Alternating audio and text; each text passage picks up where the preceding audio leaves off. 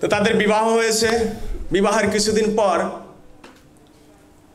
বিদ্যাপতি জিজ্ঞাসা করছে ললিতাকে, ললিতা প্রিয়ে, কথার ভাব পাল্টে গেছে। আচ্ছা, তোমার পিতা প্রতিদিন কোথায় যায়?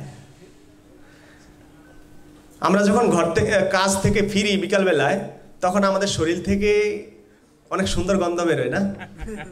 হ্যাঁ, গাড়ি দিয়ে যখন আসি নাকটাকে চেপে বসে থাকতে হয়, তার পাশের শরীরটা থেকে অনেক দুর্গন্ধ বেরোচ্ছে, কিন্তু আমারটার কথা চিন্তা থাকে না। কিন্তু যখন আমরা স্নান করি এসে, তখন খুব ভালো একটা সুগন্ধ, তার দুর্গন্ধটা থাকে না। কিন্তু বিশ্ব বসু যখন কাছ থেকে ফিরে, তখন তার শরীরে এত সুন্দর একটা গন্ধ বের হয়, ঠিক যেন এই জগতের সেই গ্রানটা না, সেটা বৈকুণ্ঠ থেকে আগত, তার মধ্যে যেন কেউ শরীরে লাগিয়ে দিয়েছে। এত সুন্দর একটা গন্ধ তার শরীর থেকে বের হচ্ছে। তো বলছে, তোমার বাবার শরীর থেকে এত সুন্দর গন্ধ, এটা কিভাবে সম্ভব? তোমার পিতা কোথায় যায় প্রতিদিন? বলছে, না, আমার বাবা বলতে নিষেধ করেছে, বলবো না। মাতাজিদের একটা জিনিস নাই শরীরের মধ্যে, সেটা কি? এই যে কণ্ঠটা নাই, এই যে উঁচু জায়গাটা নাই, এই জন্য লেভেল, এটা না থাকার কারণে তারা কোনো কিছু আটকে রাখতে পারে না কথা ভিতরে। এটা মাতাজিদের দোষ নয় বা প্রভুজির দোষ নয়, সেটা ব্রহ্মা তৈরি করেছে এভাবে। এটা এখানে যেমন ব্রহ্মা, গোপীরা ব্রহ্মাকে দোষ দিচ্ছে যে তোমার কাজ ঠিকঠাক হয় না, তুমি যে শরীরটা বানিয়েছো ঠিকই, সব ঠিক আছে, এই পলকটা কেন দিয়েছো? এই পলকটার কারণে আমরা নিমিষেন যুগায়তম, আমরা একটাই নিমেষকে একটা যুগ বলে মনে হয় আমরা ভগবানকে দর্শন করতে পারি না।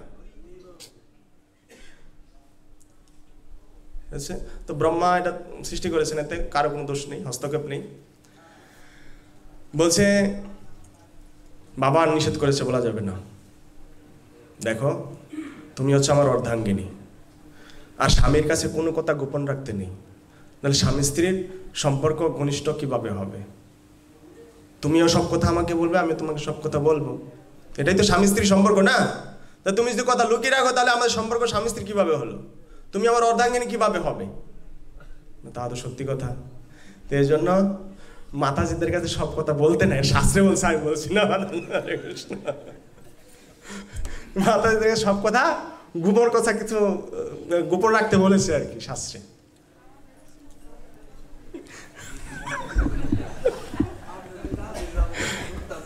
হরে কৃষ্ণ, শিলা প্রভুপাদ দেখি বলছে, আমার বাবা প্রতিদিন ভগবান নীল মাধবকে দর্শন করতে যায়। কার অপেক্ষায় ছিল? বিদ্যাপতি এসছে কি উদ্দেশ্যে? নীল মাধবের উদ্দেশ্যে, কিন্তু তার লক্ষ্য কখনো বিচ্যুত হয়নি। বিদ্যাপতি এখানে সুন্দর আরামায়েশ করছে, এত সুন্দর পরিবেশের ভিতরে স্ত্রী পেয়েছে সুন্দরী, তার জীবনটা এভাবে চলে যেতে পারত, কিন্তু তার লক্ষ্য কখনো বিচ্যুত করেনি। আমাদের লক্ষ্য কি?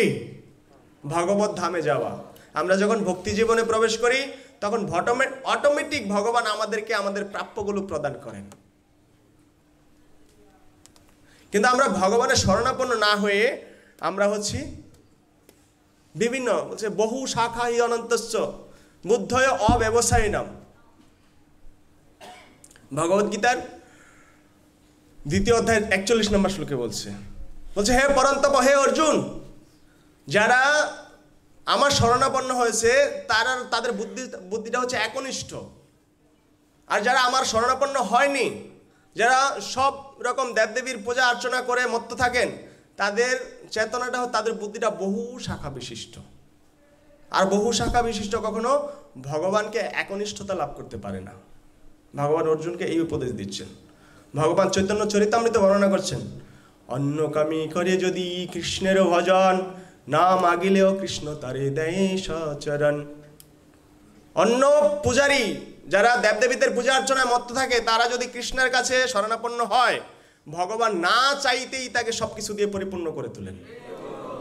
আরে কৃষ্ণ বলে আমা বজে, মাগে বিষয় সুখ, অমৃত ছাড়ি বিষ মাগে, এই বড় মূর্খ। যে আমাকে ভজনা করে, যে অন্য কারো চিন্তা ভাবনা করে, অন্য কারো কাছে গিয়ে হাত পাতে, বাবা লোকনাথের কাছে যায় কখনো, মা দুর্গার কাছে যায় কখনো, মা আমাকে এটা দাও, ওটা দাও, বাবা লোকনাথ তোমার কাছে এটা চাই ওটা চাই। শিবের পূজা করছে, কালীর পূজা করছে। তারা হচ্ছে সব থেকে বড় মূর্খ। আমি অমৃত দিচ্ছি আর সে অমৃতকে ত্যাগ করে সে বিষ খাচ্ছে। এই দেবদেবতার পূজাকে বেদের কর্মকাণ্ড এবং জ্ঞানকাণ্ডের সাথে আদান প্রদান করেছে। যদি আপনি দেবদেবতার পূজার নির্দেশ দেওয়া আছে বেদের মধ্যে, কর্মকাণ্ড জ্ঞানকাণ্ড যে অধ্যায়গুলো আছে সেগুলোতে দেবদেবীর পূজা করার বিধিনিষেধ দেওয়া আছে, সুন্দরভাবে বর্ণনা করা আছে। এমন না যে নেই, আপনি করতে পারেন। কিন্তু ভগবান বলছে জ্ঞানকাণ্ড কর্মকাণ্ড সকলই বিষের ভাণ্ড, অমৃত বলিয়া যে বা খায়, নানা জনি ভ্রমণ করে কদর্য ভক্ষণ করে তার জন্ম অধঃপতে যায়। এই যে জ্ঞানকাণ্ড কর্মকাণ্ড, এইগুলো আপনাকে এই জগৎ ভোগ করার জন্য সব কিছু দিয়ে দিবে, সব কিছু পেয়ে যাবেন আপনি তাদের কাছ থেকে, দেবদেবীদের কাছ থেকে। কিন্তু এইগুলোকে অমৃত বলিয়া যে খায়, এগুলো বিষের ভাণ্ড। আপনি এই জগতে যা কিছুই লাভ করছেন, আপনি আপনার মৃত্যুর সময় থাকবে জিরো, শূন্য শূন্য শূন্য শূন্য শূন্য। কিন্তু আপনার চেতনা যদি এক হয়, একবিশিষ্ট হয়, আপনার বুদ্ধিটা যদি একনিষ্ঠ হয়, শুধু কৃষ্ণে মতিরস্থিত থাকে, তাহলে আপনার এই যে শূন্যগুলোর পাশে একটা এক লেগে যাবে, তখন সমস্ত শূন্যগুলোর ভ্যালু থাকবে। আর যখন আপনার এই একটা থাকবে না, আপনি জগতে সব কিছু লাভ করলেন কিন্তু অন্তিমে শূন্য শূন্য শূন্য শূন্য শূন্য। আর আপনার ভবিষ্যৎ কি হবে? নানা জনি ভ্রমণ করে কদর্য মানে কি? বিষ্ঠা। শুকর কি খায়? কুকুর কি খায়? আমাদেরকে নানা জনি ভ্রমণ করতে করতে সেই সব জনিতে প্রবেশ করতে হবে, সেই সব অখাদ্য কুখাদ্য গ্রহণ করতে হবে। তা আমরা কি করব? ভগবানের একনিষ্ঠতা যেন লাভ হয় সেই ব্যবস্থা করে শুধু ভগবানের শরণাপন্ন হব। হ্যাঁ, তবে দেবদেবীদের সেবা করব না। দেবদেবীদের সেবা কিভাবে হবে? যেমন একটা গৃহবধূ ঘরে, সে কার উদ্দেশ্যে এই শ্বশুরবাড়ি এসছে? তার স্বামীর উদ্দেশ্যে, তাই না? তার স্বামী হচ্ছে সবকিছু এই বাড়ির মধ্যে তার। কিন্তু সেই ঘরে গিয়ে দেখে তার শ্বশুর আছে, শাশুড়ি আছে, ননদ আছে, দেবর আছে। তো সে কি তাদের সেবা করা বাদ দিয়ে দেয়? তাদের সেবা করা বাদ দেয় না, কিন্তু সে সবার সেবা করছে। তার মনে কে রয়েছে? স্বামী। ঠিক সেই রকম আমরা সবার কাছে প্রার্থনা চাইবো, সবার সেবা করব, কিন্তু আমার মনে কে আছে? কৃষ্ণ। আমার মনে থাকবে কৃষ্ণ, আর সবার সেবা সন্তুষ্ট, সবাই সন্তুষ্ট থাকবে আমার প্রতি। তাদের কাছে কি প্রার্থনা করব? যেমন একটা স্ত্রী কি তার দেবরের কাছে কি সন্তান প্রার্থনা করবে? আর আমাদের প্রার্থনাটা হচ্ছে ভগবানের কাছে ভগবত ধাম, আমরা যেন ভগবত ধাম যেতে পারি। আমরা কি দেবদেবীদের কাছে কি ভগবত ধাম চাইতে পারবো? দিতে পারবে তারা? ক্ষমতা আছে? ক্ষমতা নেই। তারা আমাদেরকে আশীর্বাদ করতে পারবে যে আমাদের আশীর্বাদ করুন, আমাদের স্বামী স্ত্রী এই সংসারটা যেন সুখের হয়, সেই আশীর্বাদটুকু আপনি করুন, সেটা করতে পারবে, তাদের ক্ষমতা রয়েছে। ঠিক দেবদেবতাদের এই প্রার্থনা আমরা করব গিয়ে, হে মা দুর্গা দেবী, আপনি যেভাবে ভগবানের সেবায় যুক্ত হয়েছেন, আপনি কৃপা আশীর্বাদ করুন, আমি যেন কৃষ্ণের সেবায় সর্বদা যুক্ত থাকতে পারি। এটা হচ্ছে তাদের কাছে আমার প্রার্থনা। এমন না আমি বলছি না তাদেরকে আপনি নিরাদর করুন, তাদেরকে করার দরকার নেই। আপনি একটু সামনের দিকে চেপে আসলে ভালো হয় যদি জায়গা থাকে। অনেক ভক্ত বসার জায়গা পাচ্ছে না।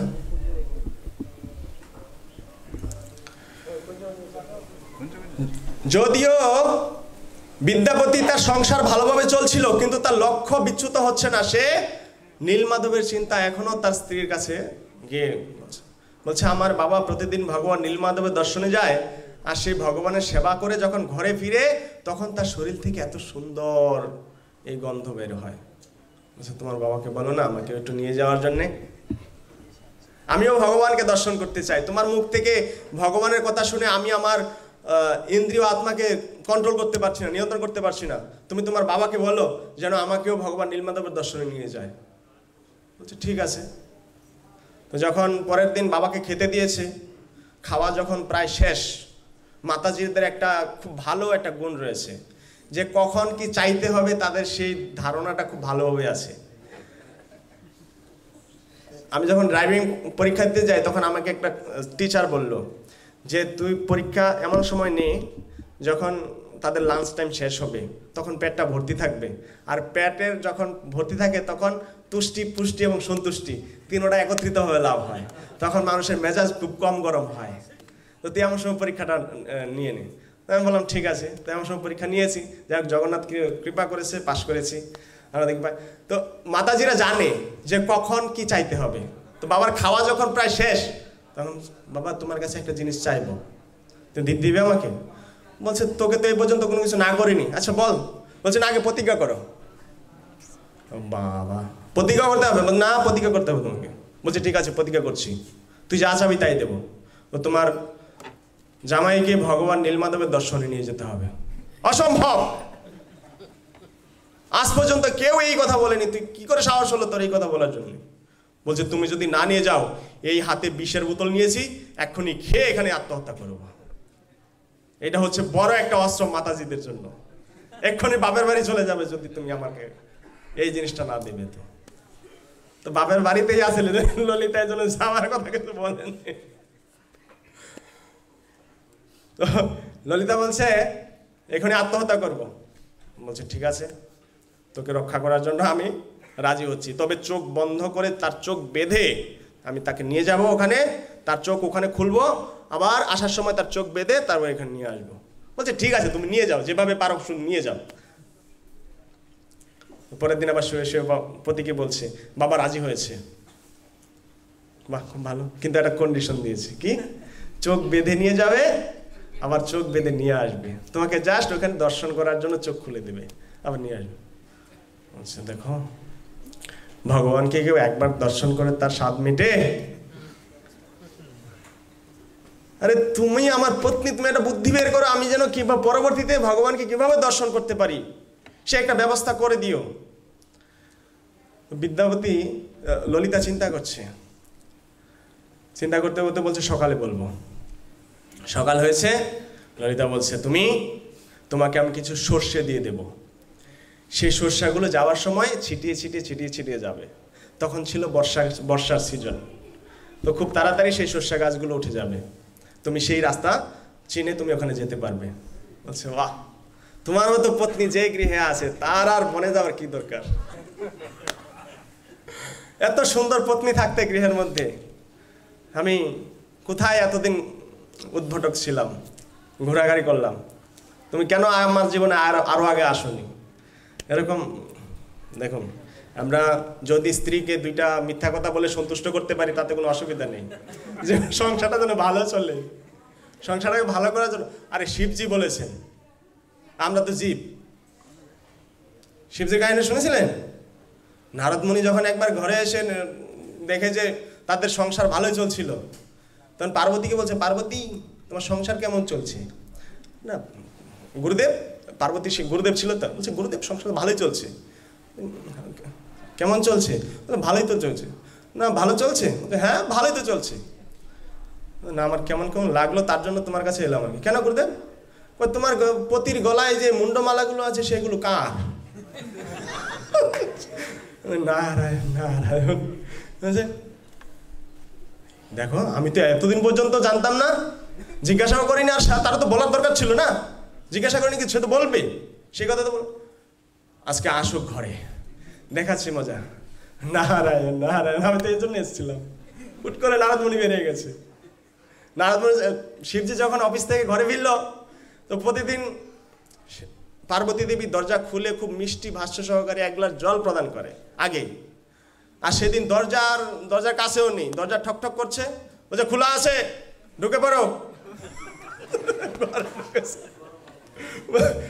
আজকে আবহাওয়া পরিবর্তন লাগছে, ব্যাপারটা কি? ঘরে কেউ এসেছিল নাকি? বলছে হ্যাঁ আমার গুরুদেব এসেছিল, নারদ মুনি। বোঝা হয়ে গেছে। বলছে তুমি সব কথা আমার কাছে প্রকাশ করো না, আমি সব কথা তোমাকে বলে দিই, আমি সরল হৃদয়ের, কিন্তু তোমার সব কথা আমাকে বলো না। কেন? আমি তোমার সব কথাই তোমাকে বলি। তোমার গলায় যে মুন্ডমালাগুলো নিয়ে ঘুরো, কার এই মুন্ডমালা? এখনো পর্যন্ত বলেছ? আরে তুমি এই বিষয়টা এখনো জানো না, কার মুন্ডমালা নিয়ে আমি ঘুরি? হে প্রিয় পত্নী, আমি তোমাকে ছাড়া এই জগতে কাউকে এত বেশি ভালোবাসি না, তোমাকে যতটা আমি ভালোবাসি। তুমি যতবার দেহত্যাগ করেছো, তোমার এই দেহটা পুড়ে গেলেও এই মস্তকটা আমি রেখে দিয়েছি। এই মুন্ডগুলো দিয়ে আমি মালা বানিয়েছি, এগুলো তোমার দেহের মুন্ড, সেগুলো নিয়ে আমি এখনো ঘুরি। পার্বতী কান্না করে দিয়েছে, আমি আমার স্বামীর প্রতি এত মানে কি বলে সন্দেহ করেছি, আমার যেন নরকেও জায়গা না হয়।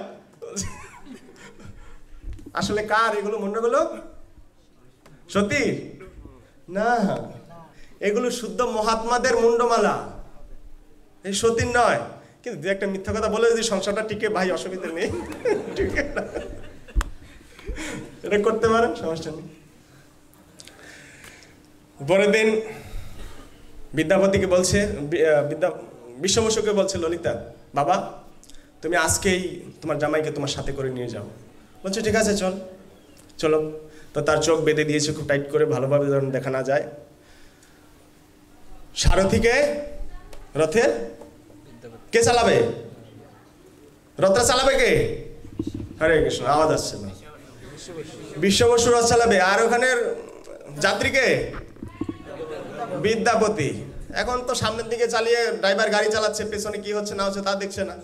তার হাতে যে পুটলা ছিল, সেই পুটলা থেকে সর্ষা একটু ছিটিয়ে যাচ্ছে রাস্তা দিয়ে, যেতে সেখানে পৌঁছে তার চোখ খুলে দিয়েছে।